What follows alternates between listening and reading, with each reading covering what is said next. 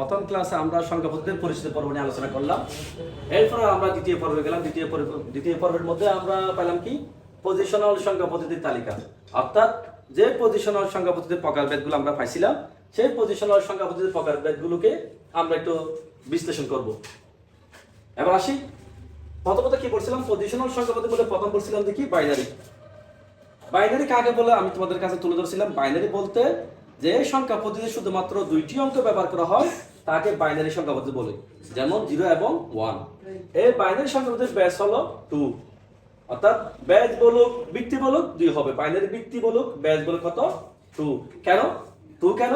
কারণ বাইনারির মধ্যে অঙ্ক কয়টি বললাম আমরা? দুইটি বললাম। কি কি বললাম? 0 এবং 1। সুতরাং বাইনারি বেস বলো বা ভিত্তি বলো, বাইনারি অঙ্ক যেহেতু দুইটি, সুতরাং বাইনারি ভিত্তি কত হবে? 2 হবে। তাহলে বাইনারি চিহ্নগুলো কি কি? বাইনারি চিহ্ন বলুক, প্রতীক বলুক, অঙ্ক বলুক, আমরা বাইনারি চিহ্ন বললে আমরা কয়টা বলবো? দুইটা বলবো। একটা হলো 0 আর একটা হলো 1, অর্থাৎ 0 এবং কি 1। এই দুইটা হলো কি বাইনারির প্রতীক বা চিহ্ন। তাহলে আমরা কি বুঝতে পারলাম? যে সংখ্যা পদ্ধতিতে শুধুমাত্র দুইটি অঙ্ক ব্যবহার করা হয় তাকে বাইনারি সংখ্যা পদ্ধতি বলে। বাইনারি সংখ্যা পদ্ধতির বেস কত? 2। ভিত্তি কত? 2। চিহ্ন কয়টি? দুইটি। প্রতীক কয়টি? দুইটি। কি কি? 0 এবং 1। এখন যেহেতু আমি বললাম বাইনারি বেস বা ভিত্তি বলো চিহ্ন বলো দুইটি বললাম, সুতরাং উদাহরণ দিতে গেলে আমাকে বাইনারি 0 এবং 1 থেকে উদাহরণ দিতে হবে। কেননা আমি বাইনারি অঙ্ক কয়টি বললাম? 0 এবং 1 দুইটি বললাম। সুতরাং বাইনারির উদাহরণ দিতে গেলে আমি এখানে 2 3 4 5 বলতে পারবো না। তাহলে আমাকে কি থেকে বলতে হবে? 0 থেকে 1 এর ভিতরে সীমাবদ্ধ থাকতে হবে। 0 থেকে 1 এর ভিতরে সীমাবদ্ধ থাকতে হবে, বাইরে যাওয়া যাবে না। অর্থাৎ 2 3 4 5 এগুলো বাইনারির মধ্যে হবে না। তাহলে বাইনারি হতে গেলে কি লাগবে? 0 এবং 1 এর ভিতরেই হতে হবে।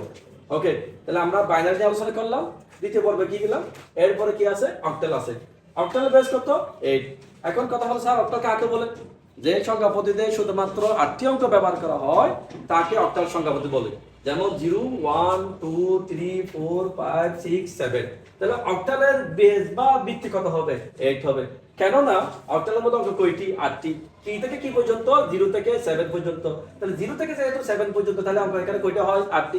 সুতরাং অক্টালের বেস বা ভিত্তি কত হবে? 8 হবে। ওকে, এবার আসলাম অক্টালের উদাহরণ দাও তো স্যার একটা। অক্টালের যদি উদাহরণ দিতে যায়, আমাদেরকে অক্টালের উদাহরণ দিতে গেলে 0 থেকে 7 এর ভিতরেই হতে হবে। 0 থেকে 7 এর বাইরে দেওয়া যাবে না। মনে করো আমি বললাম 0 1 2 3, এটা কি হবে? অক্টাল হবে। মনে করো আমি বললাম 3 4 5 হতে পারে, 6 7 হতে পারে, 7 6 5 হতে পারে, 5 4 3 2 1 হতে পারে, যে কোনো অবস্থায় হতে পারে। অর্থাৎ কিন্তু তোমার কথা হলো 0 থেকে কিসের ভিতরে থাকতে হবে? 7 এর ভিতরে থাকতে হবে। তাহলে আমরা কি বুঝলাম? যে সংখ্যা পদ্ধতিতে শুধুমাত্র 8টি অঙ্ক ব্যবহার করা হয় তাকে অক্টাল সংখ্যা পদ্ধতি বলে। অক্টালের বেস কত? 8। অক্টালের ভিত্তি কত? 8। চিহ্ন কয়টি? 8টি। প্রতীক কয়টি? 8টি। কি থেকে কি পর্যন্ত? 0 থেকে 7 পর্যন্ত। তাহলে উদাহরণ দিতে গেলে এই 0 থেকে 7 এর ভিতরে আমাকে কি দিতে হবে? উদাহরণ দিতে হবে। তো স্যার এখানে 2টা কোথায় আছে?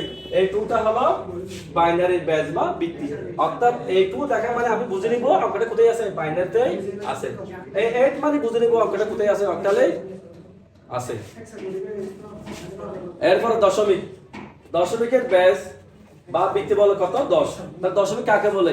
যে সংখ্যা পদ্ধতিতে শুধুমাত্র 10টি অঙ্ক ব্যবহার করা হয় তাকে দশমিক সংখ্যা পদ্ধতি বলে। যেমন 0 1 2 3 4 5 6 7 8 9। তাহলে অঙ্ক এখানে কয়টা হয়েছে? 10টি। এই যে 10টি। তাহলে দশমিকের বেস বা ভিত্তি কত হবে? 10 হবে।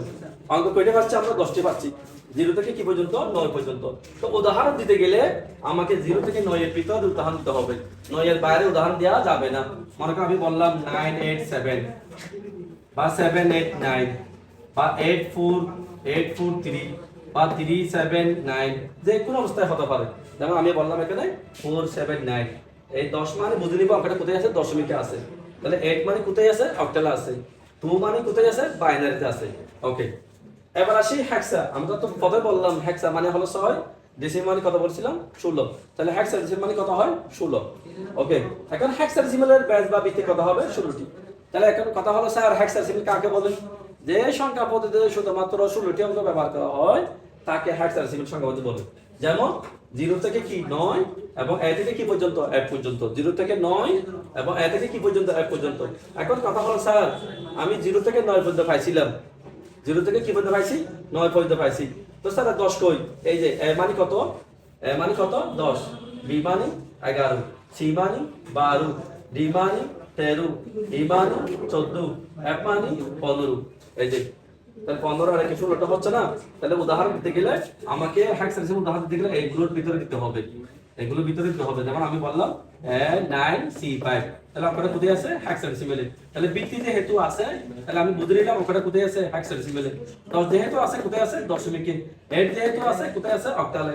2 যেহেতু আছে কোথায় আছে? বাইনারিতে। তার মানে আমি বোঝাতে পারলাম আজকের ক্লাসটা মূলত হলো পজিশনাল সংখ্যা পদ্ধতি কি নিয়ে? তালিকা নিয়ে। তাহলে আমরা তো জানলাম পজিশনাল সংখ্যা পদ্ধতি কয় প্রকার আর 4 প্রকার।